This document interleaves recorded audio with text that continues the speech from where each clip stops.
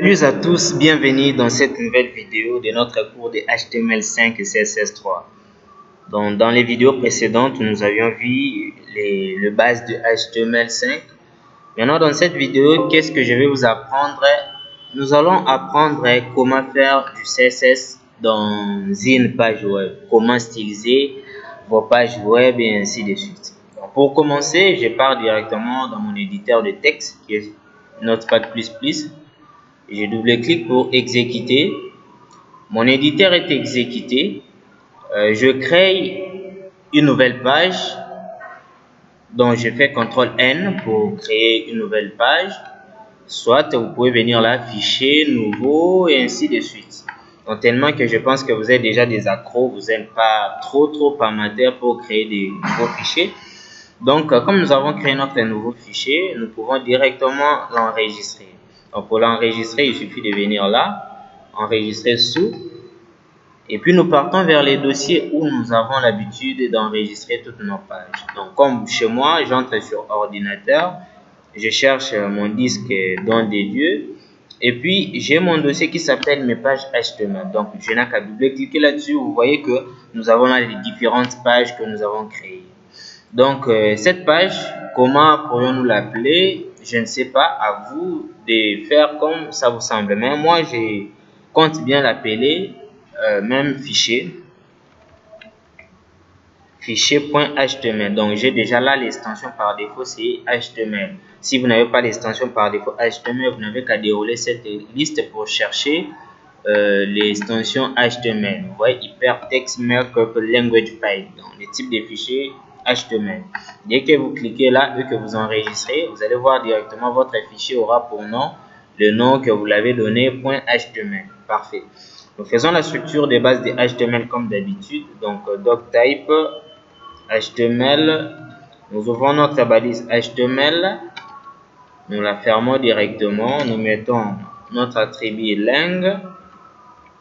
Et puis nous mettons l'entête, donc le head. Nous plaçons notre title qui va s'appeler style, donc stylisation en CSS. À part ça, nous rajoutons notre balise meta char avec l'attribut char7 juste pour s'effacer des encodages. UTF-8 tellement que c'est une monobalise, c'est pour cela que j'ai directement placé la fermeture à ce niveau-là. Après là, nous mettons notre body. Après avoir mis body, parfait. Nous avons là toute une structure de la page. Donc, c'est parfait. Maintenant, comment faire du CSS? J'essaie simplement de vous montrer un petit exemple sur ce que le CSS peut apporter. J'ai là certains projets que j'avais fait. C'était juste mes tests quand j'apprenais encore le HTML. Je pense bien que ça pourrait aussi vous plaire. Donc, comme l'exemple qu'on avait montré au début de la série, c'est le petit site ici d'Orange. Même si ça pourrait paraître un peu bizarre, mais c'est quand même quelque chose d'acceptable qui va nous permettre à bien apprendre, à bien assimiler tout ce que nous allons voir. Malgré que ça traîne avec cette histoire du Chrome, parfait. Nous avons là les résultats de notre petit site qu'on avait fait, que j'avais fait en HTML CSS. Donc, c'est ça. Maintenant, qu'est-ce que le CSS vient faire? Vous voyez tout ce que nous avons là, les couleurs, l'emplacement de texte et ainsi de suite. Donc, la stylisation, la beauté du site que vous voyez, c'est le CSS qu'il a fait. Pour vous montrer concrètement que c'est le CSS qu'il a fait, je vais simplement essayer d'enlever les fichiers qui contiennent le CSS. Donc, je tire ma page HTML qui est là. J'enlève un peu ces fichiers ici qui nous permet de faire le CSS. J'enregistre. Je fais CTRL S pour enregistrer. Je viens ici. Vous voyez, j'actualise. Regardez maintenant les résultats. Donc, tout est parfaitement abîmé. Le site a perdu sa beauté. Donc, le CSS vient, comme j'avais dit au début, ça vient styliser, ça vient donner la beauté à votre site. C'est pour cela, sans le CSS, un site est parfaitement et même parfaitement incomplet. Parce que c'est avec le CSS qu'on parvient à bien donner une forme concrète à un site web. C'est pour cela, c'est cette notion que nous allons voir. Donc, ne vous dérangez pas trop, je pense que tout va être bien assimilé comme d'habitude. Ok, parfait. Nous avons déjà notre page. Maintenant, comment faire le CSS dans une page web? Il y a trois façons d'appliquer les propriétés CSS dans une page web. La première façon, il suffit d'utiliser la balise style, donc style, dans l'entête parce que c'est une balise de l'entête. Et puis à l'intérieur de cette balise, c'est là où vous allez placer toutes les propriétés CSS que vous voulez appliquer pour votre page web. À part cette méthode, nous avons encore la méthode de faire le CSS dans une balise. Prenons par exemple, je mets mon peu, je dis salut. Salut les amis. Maintenant, je vais appliquer simplement les propriétés CSS pour cette page. Qu'est-ce qui va se passer? Toutes les autres balises n'auront pas d'influence sur ce que j'aurai appliqué ici. Pourquoi? Parce que ça va simplement s'appliquer sur la balise où je suis.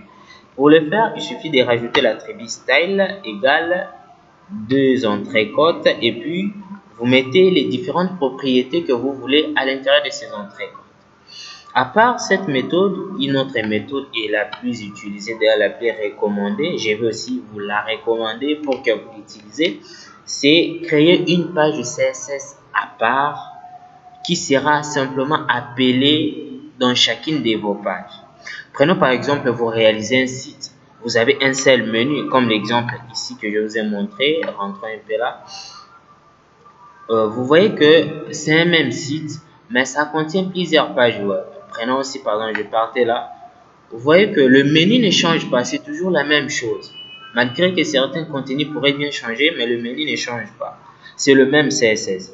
Au lieu de faire le CSS dans une page, comme je vous ai montré là, ça sera à revenir à créer le même code pour le menu dans chaque page. Vous voyez que ça va vous prendre du temps. Vous pourrez simplement créer certaines lignes de code dans une page, comme ça vous appelez cette page là partout à l'aide d'une balise qui s'appelle link.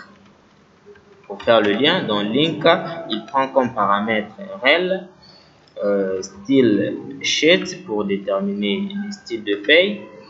À part ça, nous avons les types de la feuille que vous voulez faire. Dans notre cas, c'est texte CSS. À part ça, nous avons l'attribut href égale. Maintenant, c'est dans l'attribut href que nous allons placer l'emplacement où se trouve notre fichier CSS qui va nous permettre de faire le lien avec notre page HTML. Donc, en quelque sorte, c'est ça. Si vous avez bien assimilé, je pense que quand on va entrer en pratique, ça sera très facile, comme je vous l'ai montré. Donc, si vous voyez que le menu ne change pas, comme je vous l'ai montré, comme je l'ai dit, donc on aura affaire à une page qui sera appelée dans chacune de nos pages HTML. Donc, je pense que vous avez bien saisi cette petite notion. J'aimerais bien que vous pratiquiez à la vidéo précédente. C'était juste pour introduire cette partie, je peux dire passionnante, de HTML, parce que je pense que vous allez très bien adorer. C'est très passionnant, je vous dis. Ok, je vous donne rendez-vous à la vidéo prochaine. N'hésitez pas de mettre un petit pouce. Abonnez-vous si vous n'êtes pas abonné. Je pense que vous allez découvrir encore des belles nouvelles vidéos parce que je me prépare vraiment pour vous servir. Au cas où vous aurez un petit besoin, un petit souci, postez ça sur commentaire. Donc, commentez pour me permettre, pour que je sois motivé à faire encore des tutoriels assez gratuits pour vous.